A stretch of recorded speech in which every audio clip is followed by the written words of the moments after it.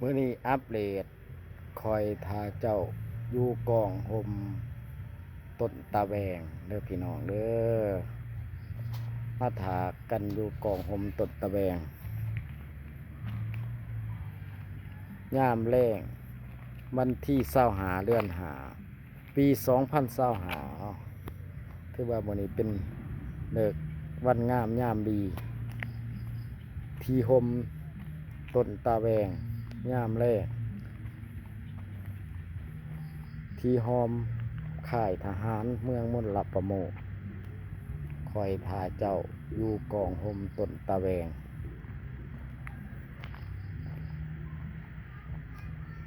ท่านใด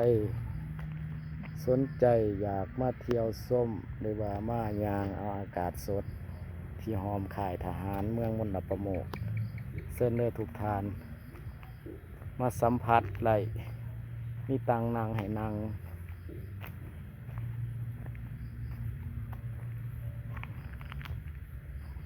สบายดีเมืองมนบนเล็กหน่อยยางขามทางอากาศงามแรกเขียวงามดีบรรลุบ้านใหม่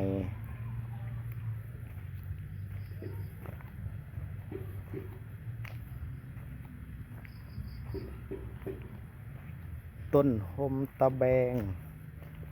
ยามแรงอากาศสดชื่นแจ่มใสก่อนพันธาสีเหือนใหม่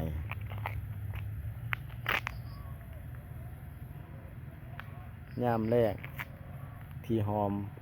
ค่ายทหารเมืองมลรัประโมกบรรยากาศดีดีพี่น้อง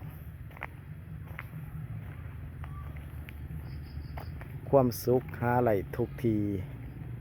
ความสุขของแต่ละคนมักบ่คือกัน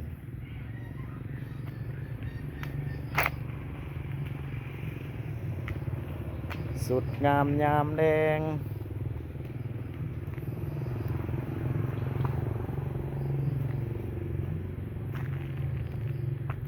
ดอกเบื้องนี้จะเป็นต้นจำปาเนาะเบื้องนี้จะเป็นต้นจำปาเบื้องนี้จะเป็นต้นกากระเหล่าเด้อพี่น้องเด้อ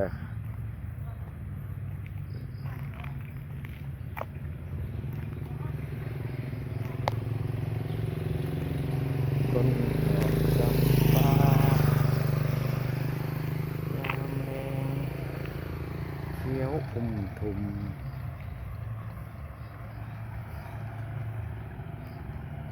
ขอเชิญส่วนบรรดาทานมานั่งสัมผัสหายใจเอาอากาศสดยามแรก